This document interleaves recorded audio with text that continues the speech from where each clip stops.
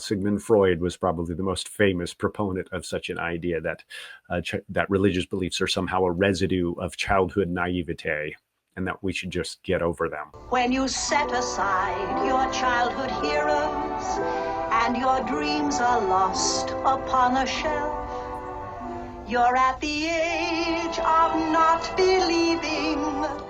Hi, I'm Justin Barrett. I'm president of Blueprint 1543. I'm a psychological scientist and former university professor. And I'm continuing to talk about born believers. Why do children seem to find religious beliefs so natural?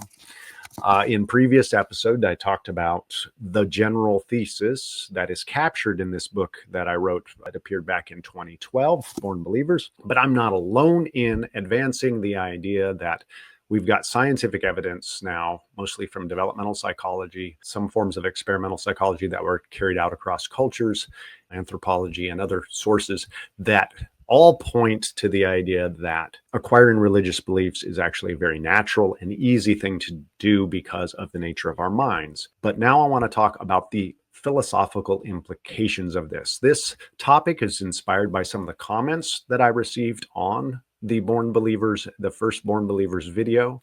And so I want to take those comments very seriously because in my experience lecturing on this topic as well in universities and other places, this is on a lot of people's minds. Accepting for the moment that you believe me, that the evidence is pointing in the direction of religious beliefs being very natural.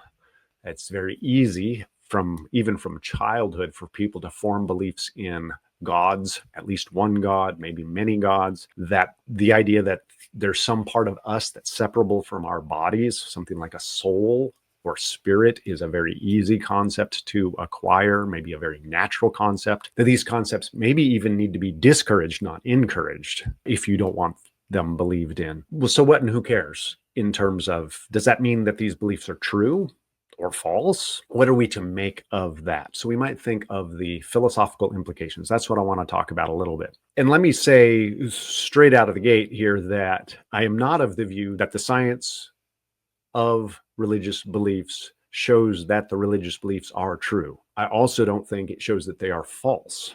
There's something more subtle going on here. Okay, I'm going to spend some time talking about that. You might think, and at least I've had this sort of suggestion, that if children are somehow born believers, or that is, they're born with a natural propensity to form religious beliefs, that somehow that means religious beliefs are childish in some way, and so we shouldn't believe them. That's one kind of argument that some people have suggested. Religious beliefs are childish. They should be outgrown. Sigmund Freud was probably the most famous proponent of such an idea that that religious beliefs are somehow a residue of childhood naivete and that we should just get over them. When you set aside your childhood heroes and your dreams are lost upon a shelf, you're at the age of not believing. Well, from an evolutionary stroke developmental approach, was sometimes called an evo-devo approach to the way that human minds work in psychological science and cognitive sciences. That's actually backwards.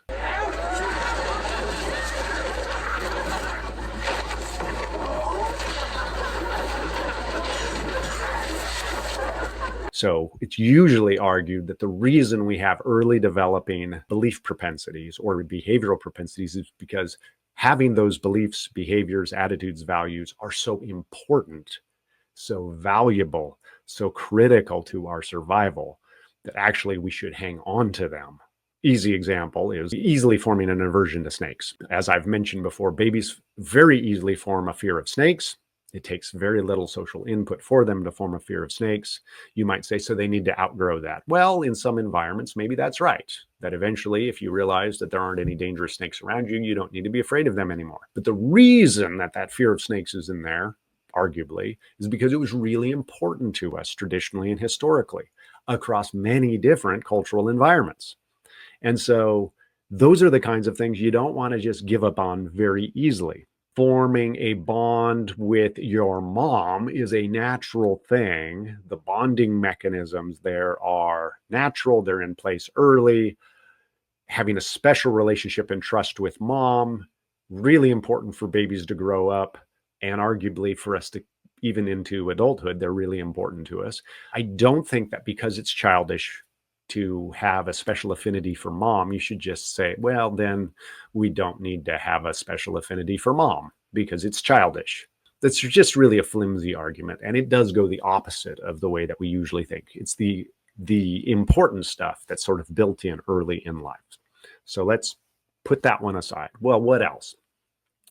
We might say, because we've got a natural propensity toward religious belief, that's an explanation, a sufficient explanation for why people have religious beliefs. Now that I have an explanation that doesn't actually attach itself to God, for instance, or spirits or ghosts or a soul, then because it's a sufficient reason, then I should somehow apply a simplicity principle and dismiss those other beliefs as unnecessary. So the idea might go something like this. Let me explain it a little bit more. If belief in God is because of God, then we don't have good grounds for holding that belief. The sciences suggest there are other causes that lead them to have these beliefs in gods, and those causes don't specify God. So we've got sufficient causes to explain why we have that belief. God isn't part of that causal network, so we don't need to believe in God anymore. That one's actually more sophisticated. It's more complicated. I believe that argument actually ultimately fails too. Now, we could get into lots of particulars, but at the sort of biggest, broadest level, I'll make just a couple of observations. One is, well, we don't know that our natural propensity toward belief in God isn't caused by God, for instance. We just didn't look into that because that's not what the sciences do. That's what theology does. But what we can't do in the sciences is say, we're not going to talk about God's role in any of this. Oh, we didn't discover God's role in this. Therefore, there's no God in this. You see what happened there? That's question begging. We artificially restrict, and the sciences do this for good reason, artificially restrict the scope of what count as good explanations. Primarily in the sciences, we don't bring God into it. And then saying that therefore God wasn't part of it, well, you didn't even allow God to be part of it. So you can't say you discovered that God wasn't part of it. You specified up front that God couldn't be part of it. It's question begging. And so it's not good grounds for thinking God wasn't part of it. After all, God could have orchestrated the natural world, including the way that our minds develop, such that we develop in a way that has a natural propensity toward God. And in fact, both Islam and Christianity have what you might think of as doctrines or beliefs that affirm just that idea. So it really looks like the sciences are actually affirming these theological kinds of ideas. It's not easy to move quickly from there are scientific grounds for people to believe something to, and therefore you should not believe them. Part of what I think is lurking here too is some strange idea that when it comes to believing in ghosts or gods or spirits or something like that, that somehow our brains aren't involved, our minds aren't involved. Well, of course they've got to be involved. That would be surprising as if they weren't. You can take it to sort of neuroscience levels too, when people want to say, we've identified the brain circuitry that leads to religious beliefs, so that means we don't need to believe the religious beliefs anymore. Well, that's just cuckoo nanners, technical term. That'd be like saying we've identified the brain circuitry that makes us feel like our moms love us. Now that we've identified the circuitry, we can see that our moms don't love us. Well, that doesn't follow at all. Those are our really quick takes. I've written more on this in other places, and other people have done an even better job than I have. But those are really quick takes why I don't think the scientific evidence sort of debunks these religious beliefs, at least not without bringing in a whole lot more argumentation. But do they sort of support them? Do they prove them? I don't think they prove them either. Okay, just because we have a natural propensity to believe in God doesn't mean that our God beliefs are accurate or true. Just because we have a natural propensity to believe in a separable soul from our bodies doesn't mean we have a separable soul from our bodies. It seems that we've got a natural belief, a natural propensity to believe in a pre-life, interestingly. That is, that we existed before we were born. There's some evidence, cross-cultural evidence, developmental evidence that suggests that actually children have to unlearn that in cultures where that's not part of the adult theological or religious belief system. So there's this natural propensity to believe in a pre-life, that we existed before birth. Well, that doesn't mean there really is a pre-life. It just means we have a natural belief propensity. But what does it do? What does the science do in terms of philosophical implications? I do think it changes what you might think of as the burden of proof. All else equal, typically those kinds of beliefs that arise naturally, the jargon is non-inferentially, they kind of automatically occur to us. They just have a strong, deep seeming about them, like I shouldn't murder my mother in her sleep. Those things that just most of us then agree upon, that are early developing, that we didn't seem to have to reason ourselves to, they're just automatic. Typically, when we think philosophically, we treat those kinds of beliefs as innocent until proven guilty. That is, we should give them the benefit of the doubt. That doesn't mean they're true, but it means that it's okay to treat them as good beliefs until we get enough evidence that they're not good beliefs, right? You would have to persuade me that it's okay to murder my mother in her sleep.